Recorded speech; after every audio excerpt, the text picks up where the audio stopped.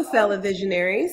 Today is another episode of MinkLife Motivation Live, and I'm so excited. So, why don't we go ahead and get started?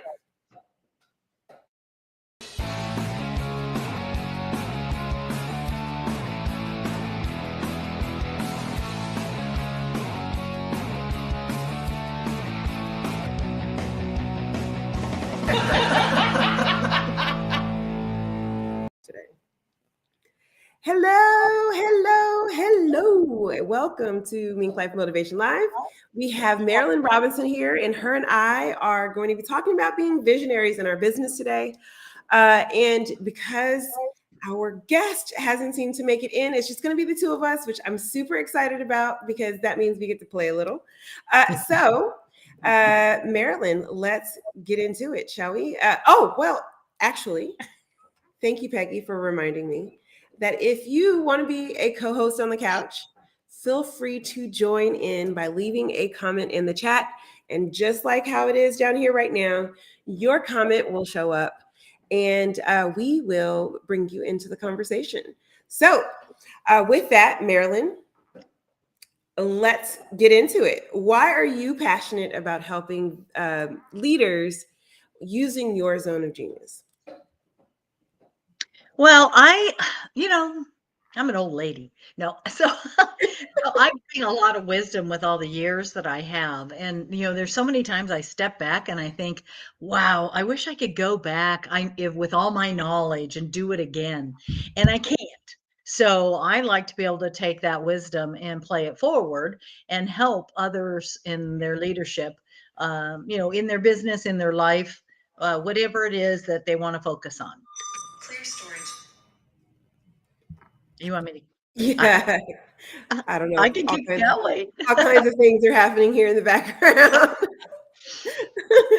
As for me, I am super kind of passionate about helping leaders because I think a lot of the times leaders just don't realize how much vision they actually have. I think a lot of the times there is power given to the circumstances and what is happening, more power than they allow themselves to have as far as kind of like what is really happening. And what I've loved about kind of working with people in the MinkLife community is we've always been able to tap into their true heart's desire and really kind of pulling forward a vision that was bigger than sometimes even they thought it was originally. I remember Peggy and I very early on talking about, one day I kind of want to be able to have corporate people, but I don't want to be the person who's doing it. And then now she's training other people to do it. So we have like these visions, and sometimes they are so small in our heads. But then when you get to actually unfold into them, you find out that there's a larger expression of what your little tiny vision is. And I'm really passionate about pulling that out of people for sure. So out of curiosity, we're going to help people get motivated today. And I want to know, why is having a strong vision important for professionals to thrive in life and in business? So, it's kind of your motivator. I'm a visual person. So if I have a picture of something, it drives me, and it's easier for me, to wrap around it, get my energy going. So I think, both for your life and how you want to live your life, as well as how you want to conduct your business, how you want people to view your business and think of your business, and what is it that your business is going to serve in the community and to the people, your clients. And I think the vision really brings forth the emotions you have for it. So how you put value on it and what you've experienced. And then again, continuing to learn from your clients as to the value that they receive and be able to incorporate that in the vision going forward. If you have team members, you need to have a vision, because that teamwork requires everybody seeing the same picture and driving towards the end goal. Otherwise, they're not as motivated and they don't care, may not care as far as the quality or the work that they're doing because they're not bought into what their value or what their contribution is. So having a solid, real good picture of what that vision is and being able to use that to motivate your teamwork, as well as even motivating it, using it to motivate you in your marketing. I mean, it really is the core of your business and your life. Yeah, so true. So, have you ever had a someone tell you something, but a it wasn't a direction. It was just like a series of words and questions, right? So like there are so many people who will say, well, if you feel like doing this, then maybe you should. And or if this works for you, then you should do that. And that doesn't really give you a clear picture of what they're asking you to do or what you need to do. And so then you're left to your own devices to figure out what that is and to move forward. And like Marilyn was saying a second ago, if as a leader, if I don't have a clear vision, then it's really hard to lead somebody to an end result. And especially when I'm talking to leaders and they're like, well, I told them to do it. And I was like, did you actually tell them that that's what you were looking for? Or did you imply that it was important to kind of one day make sure that that happens? And those two things are very different. And it doesn't allow for the rest of the team to understand what the vision is. And so it's so important to have like a very clear vision and then articulate that clear vision to the people who are helping you achieve the goal. Because if left to their own devices, they're just going to do whatever feels comfortable for them. And it may or may not align to what you thought was supposed to happen in the process. Ooh, So ooh, ooh, ooh, before you go on. go ahead. So that was a good, it really clicked a good thought. So the vision is, the long term, and you can use it, especially, with teamwork, you can use it to plan. So you can't just go, okay, that's my vision, I'm there tomorrow. So Hmm. what you can do though is you can prioritize. So what's the first step that you need to take to get to that vision? And then who's doing what on that step, and what's their contribution and what's their value? Human nature is they want to be valued. They don't want to just show up. Everybody likes, confirmation, reinforcement, pat on the back, recognition. Everybody likes it in different ways. But the point is that if you have that clear direction, like you said, and everybody knows that this is okay, this is where we want to go. This is the first step we need to take, and this is all the players and what everybody's responsible for. And let's get it done. And then we'll go to step two. Yeah, I this weekend I was facilitating a meeting with a team, and I kept asking the leader for what is the vision that you have for this, and she's like, "Well, they already know my vision." I'm like, but you do need to kind of state it, and you need to reiterate it and kind of like reinforce it." And so when we did that vision, and then when we took her vision and we asked them, well, what do you interpret the vision to be for this grouping? And then we pulled all those things together. Everyone in the room got excited for it, and they were more engaged and more pumped to do their one role that's going to help us get to that vision.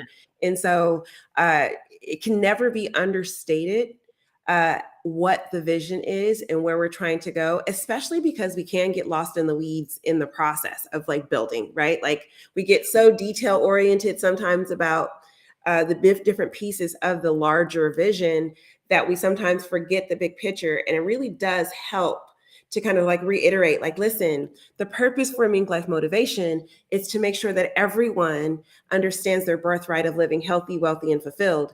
I can't say that enough, because at any point, if we're doing something that doesn't align with that vision, then we need to kind of like recalibrate and like, really move things back to center of like, are we helping people do that? And so it's imperative, really. It's like, it is like the one job is to kind of like, as a leader, your job is to hold the vision and make sure that everybody understands the vision. And if you can do that, then you really will be a visionary.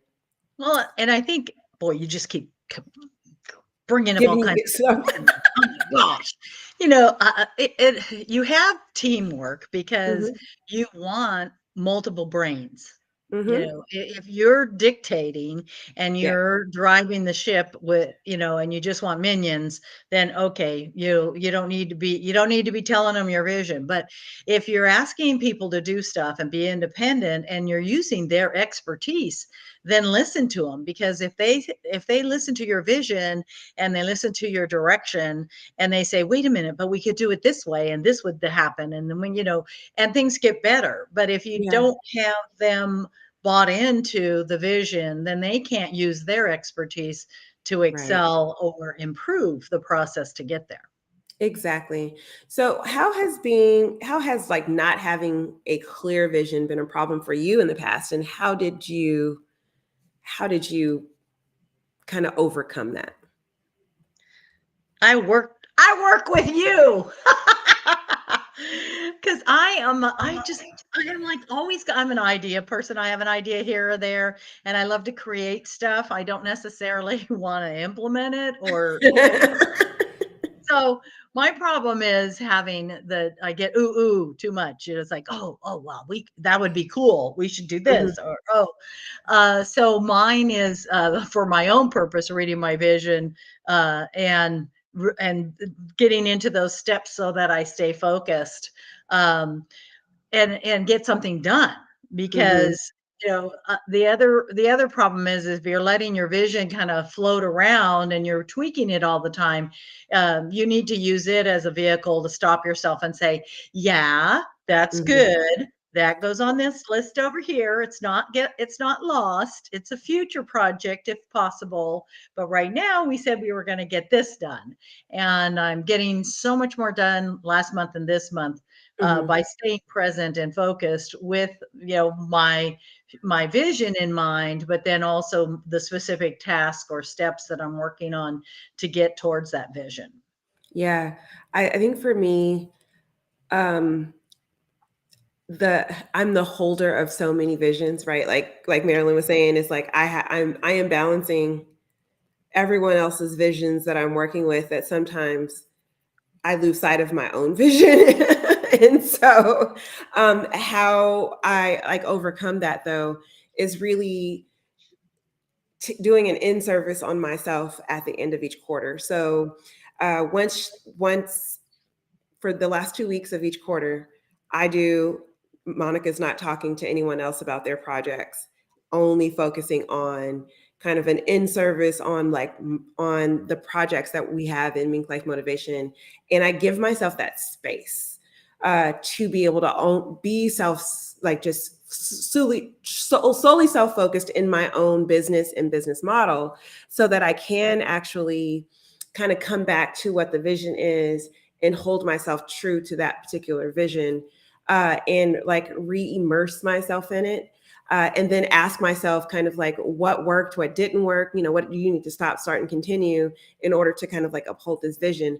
I do that for myself at the end of each quarter, because it's easy to get lost in the weeds, and imagine if I only did that, on a 2 week vacation at the end of the year. I would have had an entire year go by and never really been able to bring myself back to that vision. So for me to overcome that kind of like loss of clarity when it comes to my vision, is I give myself that 2 week sabbatical from working externally in my business, and coming back in and focusing on and like really kind of reorganizing myself and saying, okay, let's get back on track, and let's make all of the dreams a reality. And it's been successful so far. I've been able to do quite a bit of things in the last 3 years of Mink Life being in existence. And I mean, it's only been 3 years, and I've achieved so much, because I've been able to kind of like come back to this vision, and build on it every quarter. Yep. So, what about who should we ask for help when we are trying to get clarity on our vision? Well, this is really key. I take the opportunity, like the other day, I was looking for you for clarification on something, and you weren't available, so Yo stepped in, and I said, "Oh, Yo's got a brain. I'll use her brain." And so, and she totally spotted some stuff that was just not even visible in my brain, and so I was laughing so hard, you need a circle of people that energize you and think like you, but also force you to think out of the box and challenge you with your own thoughts, because that's what Jo was doing yesterday. She was like, so are you using your own advice here, or are you doing what you shouldn't be doing? And so it was great. And then also one of the team members of Make Incubator is my accountability partner, and so we sync up on Mondays. And I love Colleen because her and I both come from corporate, and so we are trained the same way, and we have bad habits, and we tend to talk the same way to our prospects and stuff. So I sent her a text message I wanted to send out to my customers, and I said, oh, and she was quiet. I said, hey, I want some feedback on this. And she was quiet. And I said, okay, it's too corporate-y. I know it's dull, it's boring. So how can I say it differently? And then bam, she turned around and gave me one that was fun and shorter, less words. And I was like, oh gosh, this is so much better. So that's the point, is that especially if you have a circle of people that know you well, because you do want to present yourself, your personality. You don't want to use other people's words. So, but again, getting feedback on things, or it just opens the door for more possibilities, because people, I mean, they're always they're like I said, there's multiple brains are better than one, and having their inputs, insights, how they receive what you're talking about and respond to it gives you insight to how your customers, clients might also do it. So having that strong circle of influence, people in your group, and the incubator is wonderful for that. Yes, I love that I never have to do shameless plugs because you guys always do shameless plugs for me. I love it. It's true. The reality is when you can surround yourself,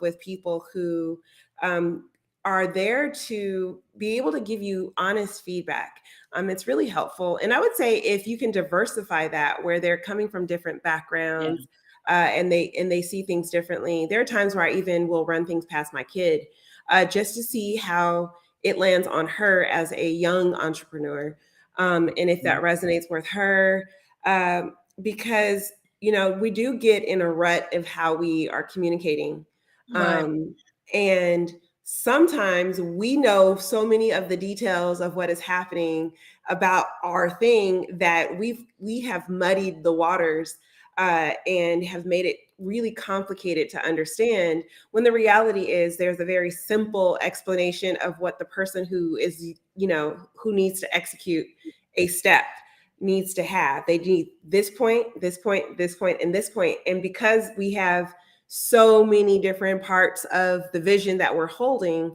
we can really kind of really distort that communication.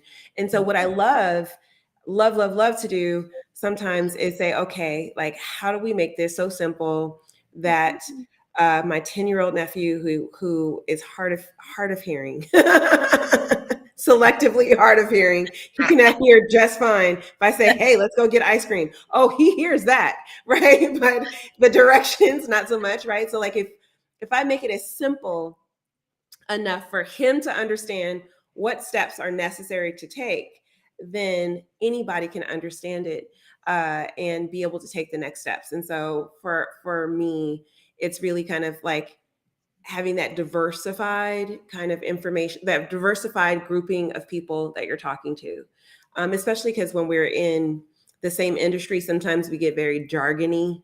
Yeah. We start using words that like go over people's heads, like, oh, everybody knows what like your internal balance is, and everybody knows what emotional intelligence is, and everybody knows what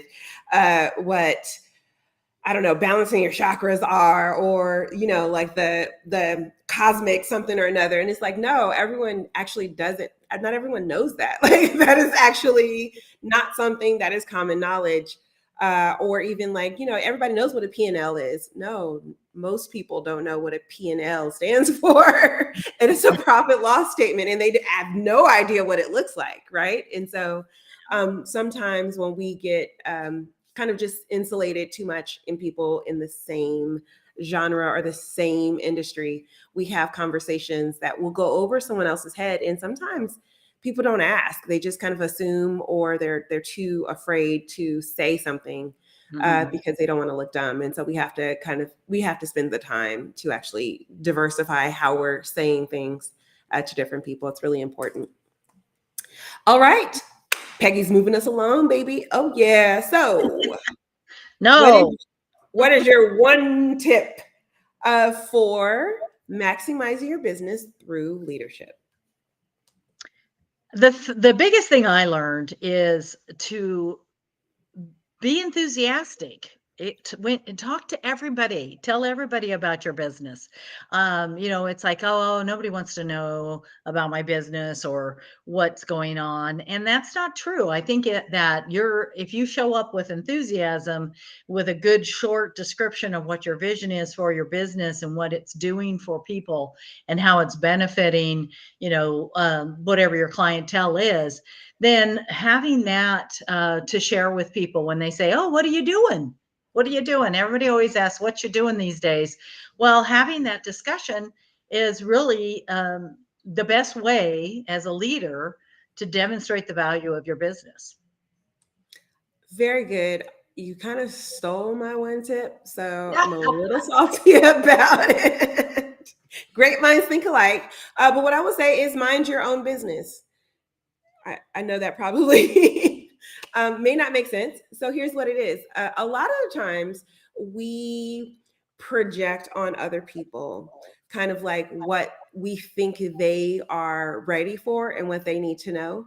And the reality is, it's not our job to decide what people do with the information. It's our job to deliver the information.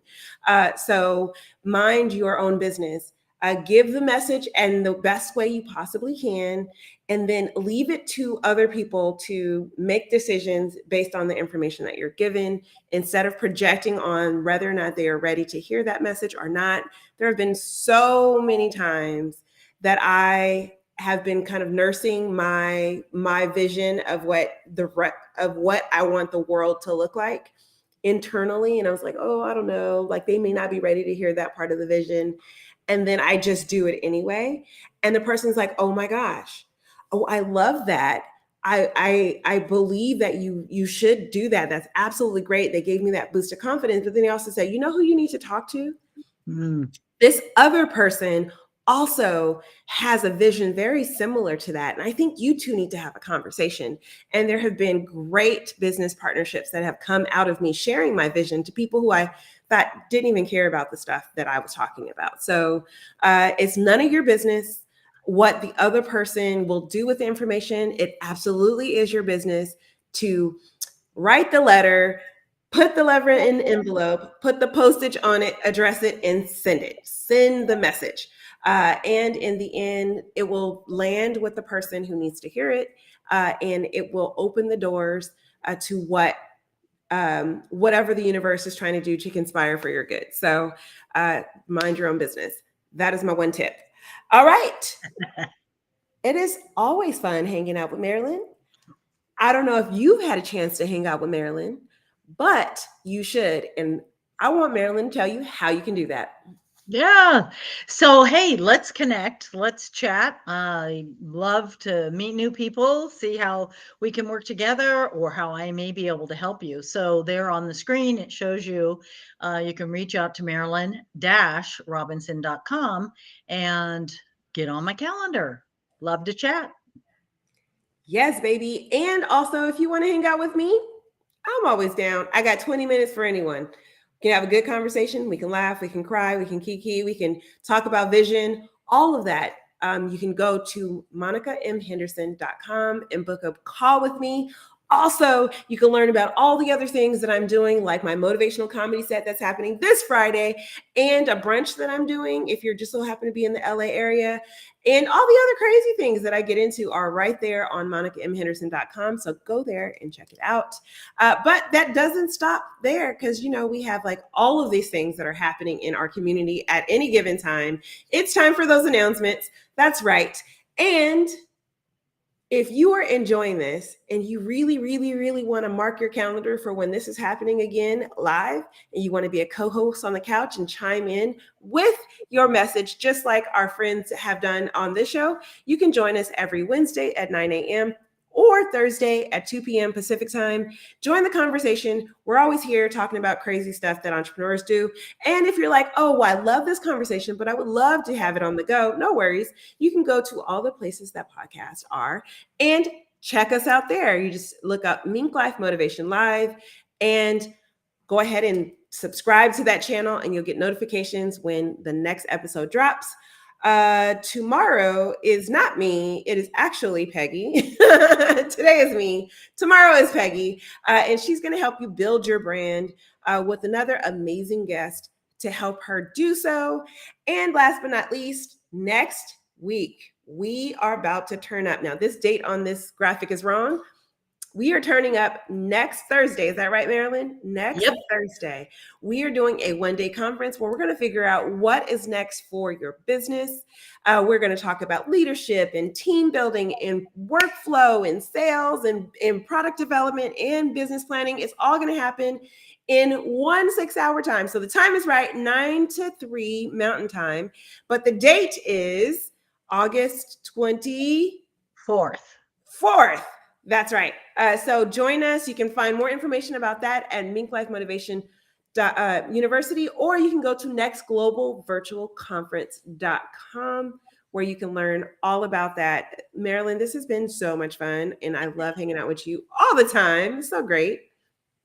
I know. I love how we just, like you said, like minds think alike, but we just it's like, oh gosh, that's a great idea. You always bring forth some wisdom out of me. Yes. So with that, we're going to say goodbye. We'll see you next time. Bye.